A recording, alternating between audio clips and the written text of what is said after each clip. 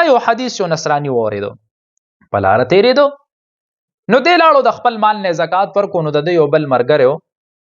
هغه نورې قافلې سره وتی دی نو ده وی که چېرته زما د مال حفاظت وشو نو زه به راځم په دې رسول الله مبارک په ایمان وړم او کني د ده نه به سر کټ کوم چې ده زکات ورکو هغه دله یو چیټی راغه ورته وایي چې یاره مونږ قافلې والا خو روانو خو وی چا را باندې حمله وکړه ټول هر څه رانه واغېسته د وی ده سره خو زما مال شریک نو ما خو زکات هم ورکو د رسول الله مبارک خو دروغ وایي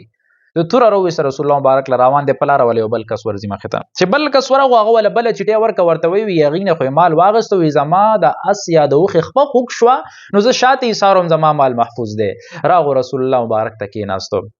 ورته وی یا محمد علیک الصلاة والسلام آرد علی الاسلام پتا د درود و سلام وی د الله رسوله ما ته اسلام وړاندې کا اسلام راته مخې ته کېده ځکه چې تا چې کومه خبره کړې وه هغه رښتیا وه زما د مال حفاظت شو همدغه شانتې یو کس په هندوستان کې ډېر نیک سړی هغه به هر کال د خپل مال نه زکات ورکو یو ځل ولاړ دی عبادت کوي مونځ کوي خپل نوکر ورپسې راځي مارکیټ کې اور لګېدلی دی او وي زر راشه چابي راکړه چې دا مال وکاږو هغه ښه اطمینان سره مونځ وکړه ورته وي زه د دوکان نه خپل حق ادا کوم په ما د الله حق نشته زما دوکان به نه سوځي یاره د هغه د ایمان او دا یقین چې زکات یې ورکړو زما د مال حفاظت به کېږي خو چې کله هغه لاړو ویې کته نو د هغه مال سلامت ګیر چاپېره هر څه سوځېدلي خو الله د دې مال حفاظت وکړو